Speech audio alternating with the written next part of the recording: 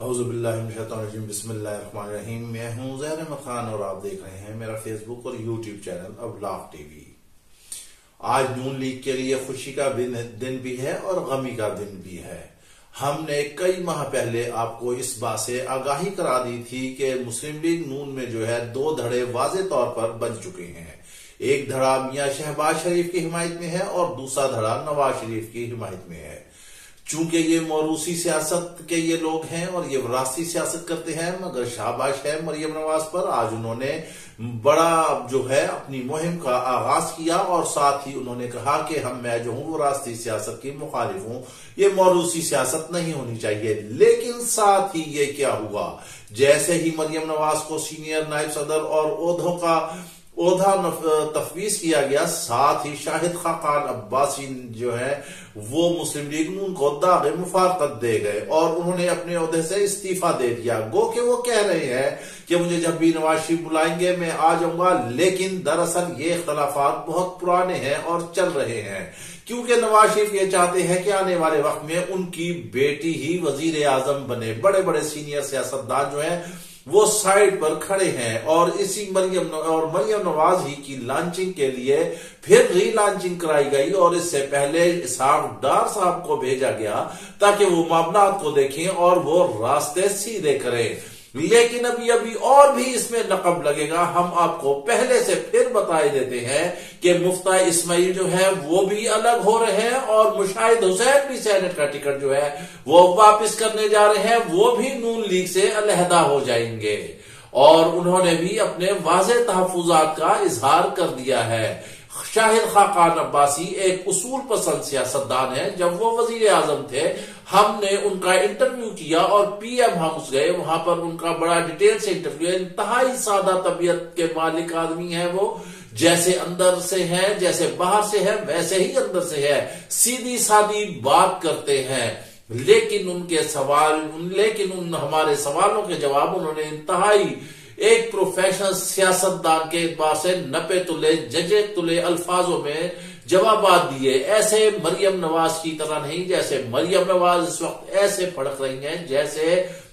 بغیر پانی کے مچھلی ہوتی ہے، تقریریں کر رہی ہیں عمران خان کو، وہ کچھ سمجھتی بھی نہیں ہے، لیکن ہر دوسرے جملے میں ہر تیسرے لفظ میں عمران خان ہی کی گردان ہو رہی ہے۔ گو کہ یہ جو ہے نون لیگ کو جو ہے ایک سخت سیٹ بیک پہنچا ہے۔ نواز شریف ادھر سے شہباز شریف جو ہے وہ بھی نالا ہے، کیونکہ حمزہ شہباز باہر رک گئے ہیں، وہ بھی سیاسی بھیٹ کی نظر چڑھ چکے ہیں۔ ادھر سے شجاعت حسین جو ہے وہ بھی سرگرم ہے اور ان کے بھی حق میں فیصلہ آ گیا ہے کہ وہی صدر رہیں گے اور وہ بھی بڑے بڑے فیصلے لینے کے لیے جا رہے ہیں۔ اس وقت یوں لگ رہا ہے کہ جیسے مریم نواز نہ آئی، ملک میں کیا کوئی بھونچال آ گیا ہے۔ سارے مسلم لیگ کے نون کے جو نواز شریف گروپ کے حمایتی ہیں وہ سارے اس وقت بے موسمی بٹیروں کی طرح باہر نکل آئے ہیں اور انہوں نے سب نے ٹیں شروع کر دی ہے۔ لیکن ان سب کی ایک ہی منزل ہے کہ یہ سارے مل کے یہ جتنا بھی کنبہ ہے جو مکس اچار کی ہانڈی ہے، ان کی یہی خواہش ہے، جو ناکام کوشش کر رہے ہیں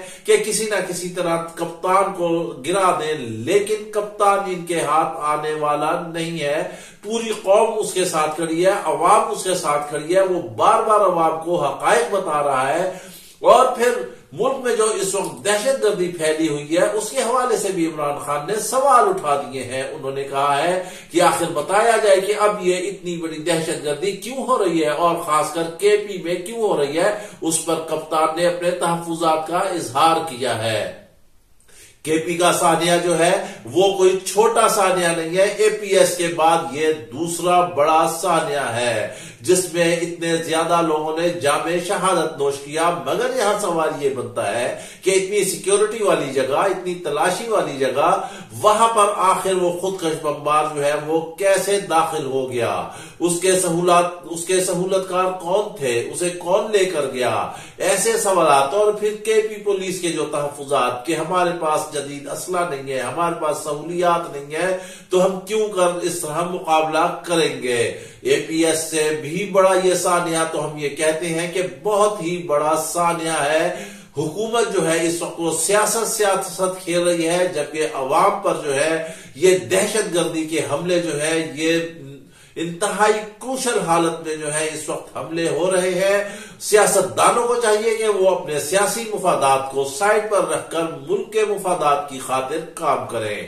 گو کہ ایسا ہوتا نظر نہیں آ رہا اور نہ ہی ہوگا۔ انتخابات کے لیے کپتان کا مطالبہ ہے کہ حکومت انتخابات کا اعلان کرے۔ ادھر گورنر پنجاب نے بھی کہہ دیا ہے کہ انتخابات نہیں ہو سکتے کیونکہ معاشی حالات جو ہیں وہ انتہائی دیگر ہوئے ہیں، اور انہوں نے الیکشن کی تاریخ بھی ابھی تک نہیں دی ہے۔ گو کہ الیکشن کمیشن کو انہوں نے خط لکھ دیا ہے مگر تاریخ نہیں دی، جس کی وجہ سے سیاسی حالات مزید ہی گھمبیر ہوتے چلے جا رہے ہیں۔ فواد چودھری کو ضمانت پر رہا کر دیا گیا ہے اور انہوں نے سب کا شکریہ ادا کیا ہے، ہر ایک سیاستدان کا نام لے لے کر شکریہ ادا کیا ہے، اتحادی جماعتوں کا کیا، لیکن انہوں نے پرویز الہی کا نام نہیں لیا کیونکہ پرویز الہی کی ایک آڈیو لیک ہوئی تھی جس میں انتہائی غیر مہذبانہ انداز میں جو ہے فواد چودھری کے حوالے سے ریمارکس پاس کیے گئے تھے۔ بہرحال بعد ازاں جو ہے چودھری پرویز الہی نے فواد چودھری کے بھائی کو فون بھی کیا، معذرت بھی کی اور کہا بھی کہ ہمارے ان سے بڑے گھریلو اور خاندانی تعلقات ہیں، لیکن بات وہی ہوتی ہے جو ایک دفعہ نکل جاتی ہے، اس کے پیچھے کوئی نہ کوئی تو لازمی گراؤنڈ ہوتا ہے۔ بلدیاتی انتخابات کی بھی آمد ہے، دوسرے انتخابات بھی ہو رہے ہیں، 33 سیٹوں پر بھی عمران خان جو ہے وہ واحد امیدوار ہے۔ اب یہ پی ڈی ایم کے کنبے کو جو ہے کپتان ایسے پاگل کر رہا ہے، گھما گھما کے مار رہا ہے، چکر دے دے کر انہیں پھیر رہا ہے، انہیں کچھ سمجھ ہی نہیں آ رہی کہ آخر ان کے ساتھ ہو کیا رہا ہے۔ پورے ملک کی 47 سے لے کر اب تک کی ملک کی سیاسی تاریخ دیکھی جائے تو کپتان ایک ایسا واحد سیاستدان نکلا ہے جو اکیلا اور تنہا اس سارے مافیا کے سامنے سینہ تان کر کھڑا ہوا ہے اور وہ ڈٹ کر لڑ رہا ہے عوام کے حقوق کے لیے، جمہوریت کے لیے، کرپشن کے خلاف، اقربا پروری کے خلاف، منی لانڈرنگ کے خلاف اور جمہوریت کی بقا کے لیے، مگر یہ لوگ اسے ہر صورت میں گرانے کے در پہ ہے، صرف اس لیے کہ اس نے کہا ہے کہ میں بات کروں گا، آپ الیکشن کا اعلان کریں، میں بات کروں گا لیکن کرپٹ مافیا کے ساتھ قطعی طور پر نہیں بیٹھوں گا،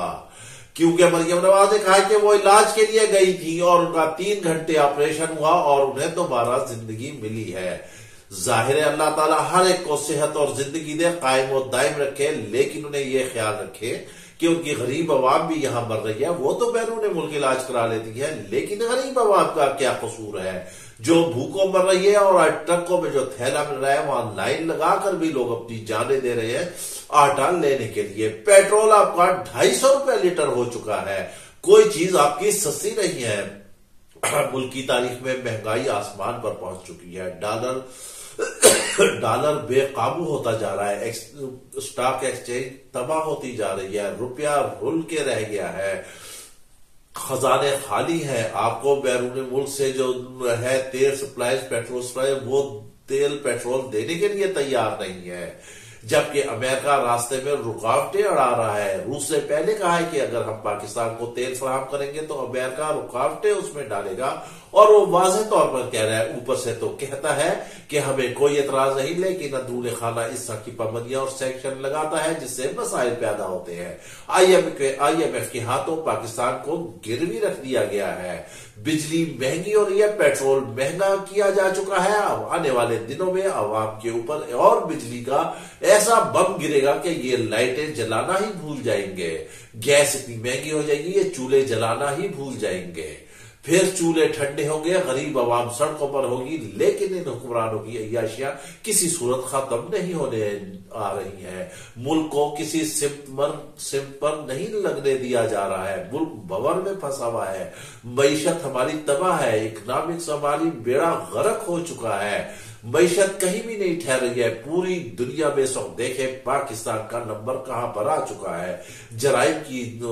بات ہو تو پاکستان اس میں ترقی کر رہا ہے، کرپشن کی بات ہو تو اس میں ترقی کر رہا ہے، اقربا پروری کی بات ہو تو اس میں ترقی کر رہا ہے، منی لانڈرنگ ہو، سمگلنگ ہو، جو بھی ایسے جرائم پیشہ کام ہے اس میں پاکستان سب سے آگے ہے، لیکن تعمیراتی کاموں میں کہیں بھی نہیں آگے نظر آ رہا ہے، اور یہ محض صرف ان سیاستدانوں کی آپس میں ذاتی چپلش کی وجہ سے۔ اس کے ساتھ ہی آپ ہمیں اجازت دیجیے، اپنا خیال رکھیے گا، ویلاگ پسند آئے تو لازمی لائک اور شیئر کیجیے گا۔